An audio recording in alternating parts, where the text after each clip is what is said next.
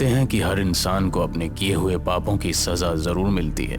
इस संसार में एक ना एक दिन उसे अपने पापों का हिसाब जरूर चुकाना पड़ता है। वो एक घना जंगल था। शरीर का खून जमा देने वाली ठंडी हवा चल रही थी। उस घने जंगल के बड़े बड़े लंबे और पेड़ के साए रात के समय में बड़े ही विचित्र आकृति बना रहे थे। ठंडी हवा की रफ्तार से ऐसा प्रतीत हो रहा था मानो कि कुछ समय बाद उस जंगल में कोई भयानक तूफान आने वाला हो। एक लग्जरी कार उस घने जंगल की सड़क को चीरती हुई दौड़ती चली जा रही थी। उस कार के अंदर दो लोग सवार थे, चार्ल्स और राहुल। चार्ल्स बड़ी सावधानी पूर्वक गाड़ी चला रहा था और वहीं उसके बगल में बैठा हुआ राहुल खिड़की के बाहर का दृश्य देखने में व्यस्त था। वैसे तो राहुल एक बहुत ही बहादुर किस्म का व्यक्ति था, मगर इस समय उसके चेहरे पर डर के साए साफ साफ दिखाई दे रहे थे। वो चार्ल्स को इशारे से बार बार बोल रहा था कि गाड़ी को और ज्यादा तेज चलाए।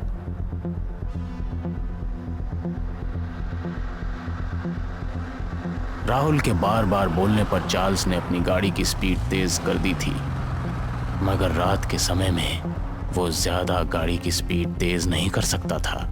राहुल का बार बार तेजी से गाड़ी चलाने का इशारा करना चार्ल्स का ध्यान भटका दे रहा था। इस बार भी राहुल ने चार्ल्स को गाड़ी तेज चलाने का इशारा किया ही था कि तभी कार अचानक झटके देते हुए रुक गई। चार्ल्स को ऐसा लगा मानो किसी अदृश्य शक्ति ने उसकी कार के स्पीड ब्रेक लगा दिए हों।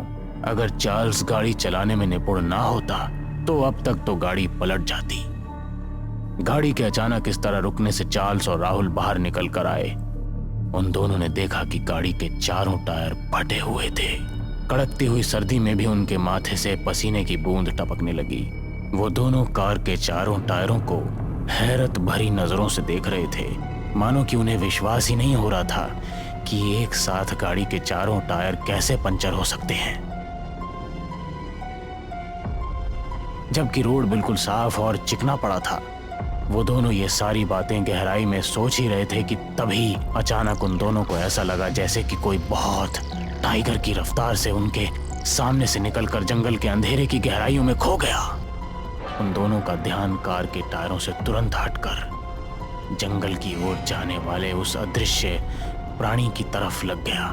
कोई तो था जो बड़ी फुर्ती से उन दोनों के सामने से निकलकर अंदर गया था। अब दोनों के चेहरे की लकीरें साफ साफ झलकने लगी। वो सोचने लगे इस घने जंगल में क्या वो सुबह तक जीवित भी रह पाएंगे या नहीं, क्योंकि जंगल बहुत घना था और दूर दूर तक आबादी का कोई नामो निशान नहीं था। अचानक उन दोनों को जैसे कुछ याद आया। उन दोनों ने अपनी जेब से तुरंत मोबाइल निकाल लिए, मगर मोबाइल की स्क्रीन को देखकर उनके चेहरे और ज्यादा निराश हो गए, क्योंकि मोबाइल की स्क्रीन पर नेटवर्क का नामो निशान ही नहीं था। वो किसी को मदद के लिए कॉल भी नहीं कर सकते थे। चारों ओर अजीब सा कोहरा छाने लगा था। इसी कोहरे के बीच अचानक चार्ल्स की नजर जंगल के बीचों बीच बने हुए एक बहुत बड़े मेंशन हाउस पर चली गई। जंगल में बने हुए मेंशन हाउस को देखकर चार्ल्स की आंखों में विस्मय की परछाइयां लहराने लगी, मगर दूसरी तरफ उसे थोड़ा सही भी महसूस हुआ, या ये सोचकर कि आधी रात के वक्त जंगल में रात बिताने का उन दोनों का कोई सुरक्षित स्थान तो मिल गया। चार्ल्स ने राहुल की ओर देखकर कहा कि हम दोनों को रात उस मेंशन हाउस में गुजार लेनी चाहिए। सुबह हम किसी को भी मदद के लिए बुला सकते हैं। तो वहीं दूसरी तरफ राहुल किसी भी हाल में उस मेंशन हाउस की ओर जाने के लिए तैयार ही नहीं था। राहुल का कहना था कि कुछ क्षण पहले ये जंगल वीरान नजर आ रहा था, अचानक ये मेंशन हाउस कैसे उत्पन्न हो गया। राहुल की बात सुनकर चार्ल्स राहुल के कंधे पर हाथ रखते हुए बोला कि हो सकता है कि ड्राइविंग की वजह से हम दोनों इस मेंशन हाउस को ना देख पाए हों। जो भी हो, हमारे पास उसके अंदर जाने के अलावा और कोई रास्ता नहीं है। अगर हम दोनों उस मेंशन हाउस के अंदर नहीं गए तो यहाँ पर कुछ भी हो सकता है। चार्ल्स की बात में राहुल को दम नजर आया। राहुल ने मेंशन हाउस की ओर जाने की हामी भर दी। वो दोनों धीरे धीरे कदमों से उस मेंशन हाउस की ओर बढ़ने लगे, मगर जैसे जैसे उनके कदम बढ़ रहे थे उन दोनों को अपना दिल डूबता हुआ सा महसूस हो रहा था। पता नहीं क्यों उसे वो मेंशन हाउस उन्हें बहुत ही जाना पहचाना मालूम पड़ रहा था। कुछ ही समय बाद वो दोनों मेंशन हाउस के अंदर खड़े हुए थे कि उन दोनों ने देखा कि उस मेंशन हाउस की दीवारों पर बड़े बड़े चीते की खालें टंगी हुई थी और वहां आसपास सन्नाटा पसरा हुआ था। वो हाउस अंदर से पूरी तरह से खाली नजर आ रहा था। तो वहीं दूसरी तरफ उस मेंशन हाउस के हॉल में बने हुए आतिशदान में लकड़ियां जल रही थी, जो ये बता रही थी कि ये मेंशन हाउस पूरी तरह से खाली नहीं है, कोई ना कोई यहाँ पर जरूर है। राहुल और चार्ल्स आतिशदान के करीब जाकर बैठकर अपने हाथ सेकने लगे। दरअसल चार्ल्स और राहुल कोई आम व्यक्ति नहीं थे, बल्कि वो दोनों एक जासूस थे। और तो और वो दोनों इस देश में भी नहीं रहते थे। कल रात उन दोनों के पास उनके ही किसी एजेंट का कॉल आया। उस एजेंट ने उन दोनों को अर्जेंट इसी जंगल के आसपास बुलाया था, मगर अपनी मंजिल तक पहुंचने से पहले ही उनकी कार के चारों टायर पंचर हो गए और इस वक्त वो दोनों जंगल के सन्नाटे में बने हुए उस मेंशन हाउस के अंदर आतिशदान में अपने हाथ ताप रहे थे। उन दोनों को भूख भी लग रही थी। राहुल चार्ल्स से खाने को लेकर कुछ कहने ही वाला था कि तभी उन दोनों के कानों में सीढ़ियों से किसी के नीचे उतरने के कदमों की आहट सुनाई दी। वो दोनों खड़े होकर तुरंत सीढ़ियों की ओर देखने लगे। उन दोनों ने देखा कि एक सुंदर महिला मुस्कुराती हुई एक छोटी बच्ची के साथ उन दोनों की ओर ही चली आ रही थी। उस सुंदर महिला ने ब्लैक कलर की नाइटी पहन रखी थी और उसके ठीक बगल में एक 10 वर्षीय लड़की जिसने एक ब्लैक कलर की मोटी जैकेट पहन रखी थी, उन दोनों को देखकर मुस्कुराने लगी। कुछ ही देर में वो महिला अपनी बच्ची के साथ चार्ल्स और राहुल के सामने खड़ी हो गई और उन्हें सवालिया नजरों से देखने लगी। चार्ल्स ने मुस्कुराते हुए उससे कहा कि वो दोनों मुसाफिर हैं। अचानक रास्ते में उनकी कार खराब हो गई। सर्दी और जानवरों से बचने के लिए वो दोनों इस मेंशन हाउस के अंदर चले आए। चार्ल्स की बात सुनकर वो सुंदर महिला बड़े ही अजीब रहस्यमयी अंदाज में मुस्कुराती हुई बोली कि तुम दोनों ने अच्छा काम किया, हमें एक दूसरे की मदद करनी चाहिए। राहुल ने उस महिला को बताया कि उन दोनों को बहुत तेज भूख लगी है। राहुल की बात सुनकर उस सुंदर महिला ने सामने की ओर इशारा कर दिया और उन दोनों ने देखा कि उस हॉल में एक बड़ी सी डाइनिंग टेबल सजी हुई रखी है। वो दोनों समझ गए कि वो सुंदर महिला उन दोनों को भोजन करने का निमंत्रण दे रही है। वो दोनों धीरे धीरे कदमों से उस डाइनिंग टेबल की ओर बढ़ गए। उस महिला ने अपनी 10 वर्षीय बेटी को एक चेयर पर बैठा दिया और वहां से गायब हो गई। वो बच्ची उन दोनों को अजीब से अंदाज में घूरे जा रही थी। पता नहीं क्यों राहुल और चार्ल्स को उस बच्ची के घूरने का अंदाज विचलित कर दे रहा था। राहुल को ऐसा महसूस हो रहा था मानो कि उनके सामने कोई जिंदा बच्ची नहीं बल्कि किसी मुर्दा बच्ची को बैठा दिया हो। उन्हें एक अजीब सी घबराहट महसूस होने लगी। वो दोनों उठकर जाने ही वाले थे कि तभी वो सुंदर महिला हाथों में खाने की ट्रे लिए हुए मुस्कुराती हुई उनके करीब चली आई। उस महिला को देखकर अचानक उनका विचलित मन शांत हो गया। उस महिला ने मुस्कुराते हुए उन दोनों से कहा कि उन दोनों को बैठकर भोजन करना चाहिए। उसने ये भी कहा कि भोजन करने के बाद अगर वो चाहें तो सामने वाले रूम में सुबह तक रुक सकते हैं। सुबह तक उसका ड्राइवर आ जाएगा और वो उन दोनों की कार की रिपेयरिंग करवा देगी। ये सुनकर उन दोनों को बहुत शांति मिली। वो दोनों चुपचाप शांति से भोजन करने लगे। भोजन करने के दौरान ही अचानक राहुल और चार्ल्स की नजर उस बच्ची पर चली गई। उस बच्ची को देखकर उन दोनों की आंखें दहशत और डर से फटी की फटी रह गई। उन दोनों ने देखा कि उस बच्ची का चेहरा पूरी तरह से काला पड़ चुका था और उसकी आंखों से खून टपक रहा था। ये देखकर उन दोनों की चीख निकल गई। अचानक उन दोनों के कानों में किसी औरत की गुर्राहट भरी हंसने का स्वर टकराया। उन्होंने देखा कि वो सुंदर महिला एक बहुत ही भयानक रूप में परिवर्तित हो चुकी थी। तभी कोई टाइगर की रफ्तार से उनके सामने आकर खड़ा हो गया। उस व्यक्ति को देखकर उनके बदन में डर की कंपकपी छूटने लगी। वो व्यक्ति कोई और नहीं बल्कि उनका पुराना साथी टाइगर था। वही टाइगर जिसे राहुल और चार्ल्स ने धोखे से मार दिया था। राहुल और चार्ल्स ने जैसे ही अब उस सुंदर महिला और उस बच्ची को देखा, उन्होंने देखा अब उनके सामने उनके भयानक चेहरे टाइगर के कि पति पत्नी और बच्ची के रूप में परिवर्तित हो गए। ये देखकर उनके होश उड़ गए। राहुल और चार्ल्स अविश्वास भरी नजरों से टाइगर की ओर देखे जा रहे थे। टाइगर को अपने सामने देखकर चार्ल्स और राहुल चीखते हुए बोले कि ऐसा कैसे हो सकता है, हम दोनों ने तुम्हें और तुम्हारे परिवार को जंगल में मारकर फेंक दिया था। मगर चार्ल्स के चीखने पर टाइगर के चेहरे पर कोई भी भाव नहीं आए। वो अजीब से बड़े भयावह अंदाज में उन दोनों की ओर देखकर हंसते हुए बोलने लगा कि उन दोनों की मौत उन्हें यहाँ तक खींच लाई है। उन दोनों को याद आ गया कि उन दोनों ने टाइगर और उसके परिवार को मारकर इसी जंगल के आसपास कहीं फेंका था, कि उस समय इस मेंशन हाउस का कोई वजूद ही नहीं था। वो दोनों समझ गए कि वो एक भूतिया मेंशन हाउस और मरे हुए लोगों में फंस गए हैं, जिन्हें उन दोनों ने ही मारा था। अचानक टाइगर का चेहरा देखते ही देखते बेहद भयानक हो गया। वो तीनों अपने भयानक चेहरे लेकर बुरी तरह से राहुल और चार्ल्स के सामने चीखने लगे। उनकी चीखों का शोर इतना ज्यादा था, उन दोनों ने अपना कान बंद कर लिए।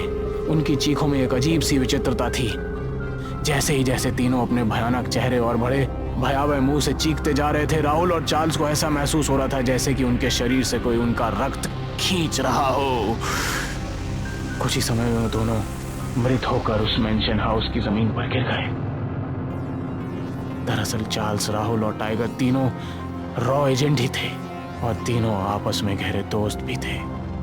टाइगर अपने दोस्तों पर अपनी जान से भी ज्यादा भरोसा करता था, लेकिन एक मिशन के दौरान टाइगर, राहुल और चार्ल्स को लंदन भेजा गया, जहां पर कुछ आतंकवादियों ने टाइगर से अपना पुराना बदला लेने के लिए, उसके परिवार को जान से मारने के लिए राहुल और चार्ल्स को बड़ी रकम पेश की।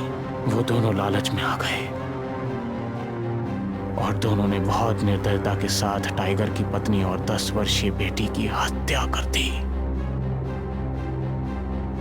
हत्या करने के दौरान टाइगर अचानक वहां पर पहुंच गया। भेद खुल जाने की वजह से अचानक उन दोनों ने धोखे से टाइगर के ऊपर भी गोली चला दी। टाइगर अपने परिवार सहित मारा गया। मगर कहते हैं कुछ लोग मर के भी नहीं मरते। टाइगर और उसके परिवार के साथ कुछ ऐसा ही हुआ। उन तीनों की आत्माएं देश के गद्दारों से बदला लेने के लिए तड़प उठी और आखिरकार नियति राहुल और चार्ल्स को उनकी ओर खींच ही लाई। अगले दिन फॉरेस्ट ऑफिसर को राहुल और चार्ल्स की लाश उस घने जंगल में मिली, मगर वहां मेंशन हाउस का कोई नामो निशान मौजूद नहीं था। एक फॉरेस्ट ऑफिसर बड़ी हैरत भरे अंदाज से दूसरे फॉरेस्ट ऑफिसर से बोला कि ये तो वही जगह है जहां पर टाइगर और उसके परिवार को मारकर डाल दिया गया था। टाइगर और उसके परिवार ने देश के गद्दारों से बदला लिया था। अब उन तीनों की आत्माएं मुक्त हो चुकी थी और राहुल और चार्ल्स की आत्माएं अपनी मंजिल यानी कि नर्क में पहुंच चुकी थी। दूल्हे के आने का इंतजार कर रही थी। दूल्हे की माँ माधवी अपने अंधेरे कमरे में काले कपड़े पहने हुए बैठी थी और कुछ मंत्र पढ़ रही थी। ब्रह्म राक्षस आ जाओ, दुल्हन तैयार है, आ जाओ। तभी दुल्हन के कमरे का दरवाजा खुला और किसी के कदम अंदर जाते हुए नजर आए। मेरी प्यारी दुल्हन कैसी हो? कहते हुए उसने दुल्हन का घूंघट हटा दिया और जैसे ही दुल्हन ने उसको देखा, उसके मुंह से डर के मारे चीख निकल पड़ी। बचाओ! उसके हाथों पर बड़े बड़े बाल थे और चेहरा भी भेड़िए के जैसा खौफनाक था, जिसके लंबे लंबे दांत होठों के बाहर निकलते नजर आ रहे थे। वो जोर जोर से हंसते हुए दुल्हन पर झपट पड़ा। दुल्हन की चीख कमरे के बाहर तक सुनाई दी और सब कुछ शांत हो गया।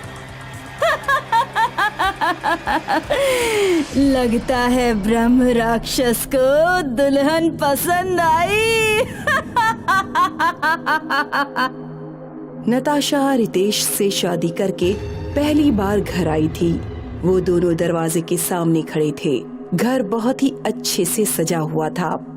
आओ नताशा, अपने नए घर में कदम रखकर इसको खुशियों से महका दो। तभी घर का दरवाजा खुला और सामने माधवी खड़ी हुई नजर आई। आओ बहू, इस कलश पर पैर मारो और गृह प्रवेश की रस्म पूरी करो। सुनकर नताशा ने कलश पर पैर मारा और घर के अंदर कदम रखा। थोड़ी देर बाद नताशा और रितेश दोनों अपने रूम में सेज पर लेटे हुए बातें कर रहे थे। रितेश, मुझे तो यकीन ही नहीं हो रहा है कि हमारी शादी हो चुकी है और हम अपने घर में आ चुके हैं। सब कितनी जल्दी हो गया ना। तो अच्छा ही हुआ ना जान। वैसे भी जब प्यार हो जाए तो शादी करने में देरी नहीं करनी चाहिए। कहकर दोनों एक दूसरे को देखकर मुस्कुराने लगे। ओम ब्रह्मदेवाय नमः। नताशा को मंत्र जाप करने की आवाज सुनाई दी, जो सुनने में माधवी की लग रही थी। रितेश, ये इतनी रात में क्या मम्मी जी पूजा कर रही हैं? अरे मुझे तो कोई आवाज नहीं आ रही। नताशा ने उसको बताने की कोशिश की, लेकिन रितेश ने उसको झुठला दिया और फिर शरारत करते हुए हाथ बढ़ाकर लैंप बंद कर दिया। शादी के कुछ दिन बाद रितेश को जॉब से लौटने में देर हो गई। रात के 11 बज चुके थे, लेकिन रितेश का कुछ भी पता नहीं था। मम्मी जी, रितेश अभी तक नहीं आए। उनका कॉल भी नहीं लग रहा है। आखिर वो है कहाँ पर? मुझे उनकी फिक्र हो रही है। आ जाएगा, तुम अपने कमरे में जाओ। नताशा अपने कमरे में बैठी उसके आने का इंतजार करने लगी। फिर किसी ने दरवाजा खोला और धीमे कदमों की आहट उसको सुनाई दी। आ गए तुम? कहते हुए जैसे ही उसने सामने देखा, रितेश की जगह एक भयानक आदमी को खड़ा देखकर उसके डर का ठिकाना नहीं रहा। उसकी सांसें अटक गईं और धड़कनें तेज तेज चलने लगीं। आज रितेश नहीं आएगा, कहते हुए वो उसकी तरफ बढ़ने लगा। उसका भयानक चेहरा देखकर नताशा की हालत खराब हुई जा रही थी। वो उससे दूर हटती, लेकिन अचानक से वो उस पर झपट पड़ा और भयानक आवाज करते हुए बोला, तुम अब मेरी हो। इतना सुनते ही नताशा बहुत ही जोर से चिल्लाई और बेहोश हो गई। जब उसकी आंख खुली तो उसने खुद को सही सलामत अपने बेड पर पाया। रितेश उसके पास बैठा हुआ था और माधवी वहीं खड़ी थी। रितेश, तुम कहाँ थे? कहकर वो उसके गले लग गई और चिपट कर रोने लगी। क्या हुआ नताशा, बात तो बताओ। तुम इतना डरी हुई क्यों लग रही हो? वो बहुत ही भयानक था। न इंसान था, न जानवर। मैं बता नहीं सकती। वो इतना कहकर उससे आगे नहीं बोला गया और फिर से रितेश से चिपटकर रोने लगी। इसे कुछ नहीं हुआ है। जरूर कोई डरावना सपना देखा होगा।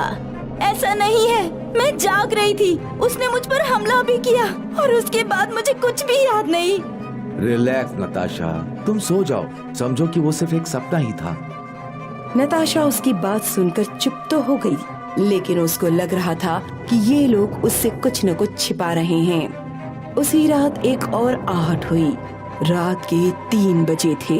नताशा को घुंघरू की छन छनाहट की आवाज आने लगी और उसकी आंख खुल गई। उसने देखा कि रितेश चुपचाप सोया हुआ है, तो उसने उसको जगाए बिना ही अपने पैर जमीन पर रखे और उस आवाज को सुनते हुए कमरे से निकल गई। आवाज का पीछा करते करते वो इसी तरह घर से बाहर गार्डन में पहुंच गई। वहां उसने देखा कि लाल साड़ी पहनी एक औरत आगे चलती जा रही है। नताशा उसके पीछे पीछे काफी आगे तक निकल गई। फिर वो औरत अचानक से रुक गई और नताशा की तरफ पलटी। उसकी आंखें लाल लाल चमक रही थीं। कौन हो तुम? मैं रितेश की पहली पत्नी हूँ। तुम यहाँ क्या कर रही हो? मेरे पास ज्यादा वक्त नहीं है। वो आ जाएगा। कौन आ जाएगा? वही राक्षस जिसने तुम पर आज हमला किया था। कौन है वो? क्या सच्चाई है उसकी? माधवी के कोई औलाद नहीं थी। खुद की औलाद पाने के लिए उसने सब कुछ किया, लेकिन तब भी उसका कोई बच्चा नहीं हुआ। इसलिए उसने अपनी ख्वाहिश पूरी करने के लिए काली दुनिया के देव ब्रह्म राक्षस की तपस्या शुरू कर दी। ब्रह्म राक्षस ने सबसे पहले उसके पति को मारा और फिर उसको एक दिन के लिए अपनी काली दुनिया में ले गया। जब वो वापस आई तो उसके कुछ महीनों बाद उसको रितेश पैदा हुआ। इसका मतलब है कि रितेश उस ब्रह्म राक्षस की औलाद है। एक शैतान की? हाँ, लेकिन सिर्फ उसके पैदा होने पर ही बात खत्म नहीं हो गई थी। ब्रह्म राक्षस ने माधवी से एक वचन लिया था कि रितेश के 18 साल के हो जाने के बाद वो अपनी 3 नई दुल्हनों को ब्रह्म राक्षस को समर्पित करेगा। उसकी पहली बीवी को ब्रह्म राक्षस ने अपना शिकार बनाया, फिर दूसरी बीवी मैं थी। मुझे भी रितेश ने पहली रात को ही ब्रह्म राक्षस के हवाले कर दिया और उसने मेरी जान ले ली। तो इसका मतलब है कि उसकी तीसरी बीवी मैं हूँ और मुझे भी वो उस राक्षस के हवाले कर देगा। हाँ, वो ऐसा ही करना चाहेंगे, लेकिन तुम्हारे पास खुद को बचाने का और उन दोनों माँ बेटों को खत्म करने का एक मौका है। प्लीज मुझे बताओ कि वो कैसे हो सकता है। तुमको वो दोनों माँ बेटे एक विधि के जरिए ब्रह्म राक्षस को समर्पित करेंगे। अगर उस विधि को पूर्णमासी की रात ठीक 1 बजे के टाइम पूरा नहीं किया गया तो ब्रह्म राक्षस नाराज हो जाएगा और इन दोनों का खेल खत्म हो जाएगा। कहकर उसने नताशा को उस विधि के बारे में सब बताया और ये भी कि उसको रोककर वो अपनी जान कैसे बचा सकती है। सब बात बताकर वो औरत गायब हो गई और फिर नताशा भी अपने घर वापस आकर चुपचाप रितेश के बराबर में लेट गई। कुछ दिन बाद जब पूर्णमासी की रात आई तो माधवी हाथ में दूध का गिलास लिए नताशा के कमरे में आई। लो बेटा, हल्दी वाला दूध, आज से रोजाना इसको पीना शुरू करो। नई दुल्हनों के लिए अच्छा होता है। ये सुनकर नताशा समझ गई कि इसमें जरूर बेहोशी की दवाई होगी, क्योंकि आज रात ये उसकी बलि देने वाले हैं। इसलिए उसने दूध का गिलास लेकर उसको पास रख लिया। मम्मी जी, मैं थोड़ा ठंडा होने देती हूँ, फिर इसे पी लूंगी। ओके? ये सुनकर माधवी कमरे से चली गई और नताशा ने उसके जाते ही दूध खिड़की से बाहर फेंककर खाली गिलास टेबल पर रख दिया। अब नताशा आंखें बंद किए सोने का नाटक करने लगी। दोनों माँ बेटों ने अपना काम शुरू किया। कुछ देर बाद वो अपनी विधि की सारी तैयारी कर चुके थे। माधवी और रितेश मंत्र पढ़े जा रहे थे और अब 1 बजने में 1 ही मिनट बाकी था। तभी वहाँ धुआं सा उठा और ब्रह्म राक्षस सामने से आता हुआ नजर आया। ब्रह्म राक्षस, हमारी आखिरी बलि स्वीकार करो। ये नई नवेली दुल्हन आपके लिए तैयार है। इसको अपने हाथों से खत्म करके इसकी आत्मा को अपने साथ ले जाइए और हमें आपके बंधन से मुक्त कीजिए। कहते हुए माधवी ने चाकू उठाकर ब्रह्म राक्षस की तरफ बढ़ाया, लेकिन तभी नताशा ने अपनी आंखें खोली और झट से चाकू उससे छीन लिया। ये देख दोनों माँ बेटे चौंक पड़े। 1 बजने में 10 सेकंड बचे थे। नताशा ने वही चाकू माधवी की गर्दन पर चला दिया और वो वहीं गिरकर तड़पने लगी। बलि का टाइम खत्म हो गया और ब्रह्म राक्षस चिल्ला उठा, तुमने नियत समय पर मुझे दुल्हन भेंट नहीं की, अब तुमको मरना पड़ेगा। कहकर ब्रह्म राक्षस ने अपने तेज नाखून रितेश के पेट में मारे और उसका पेट फाड़ डाला। उसके बाद वो नताशा की तरफ देखने लगा। नताशा डर गई थी, लेकिन अगले ही पल ब्रह्म राक्षस वहाँ से गायब हो गया और सब कुछ शांत हो गया। नताशा के सामने माधवी और रितेश की लाशें पड़ी थीं, लेकिन उसको इनकी मौत का कोई अफसोस नहीं था, क्योंकि इंसान की शक्ल में ये दोनों ही शैतान थे।